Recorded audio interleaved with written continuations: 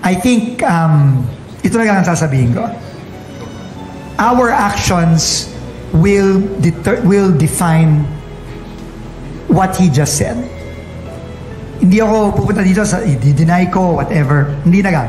Hintayin nyo na lang siguro yung mga aksyon na gagawin natin sa mga susunod na araw, susunod na linggo. And I think the people will judge us by our actions. Not by what we say, but by what we do. Doon tayo i-judge ng taong bayan.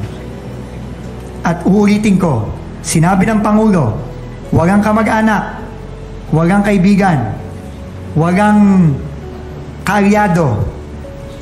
Lahat ng kailangan managot, dapat managot.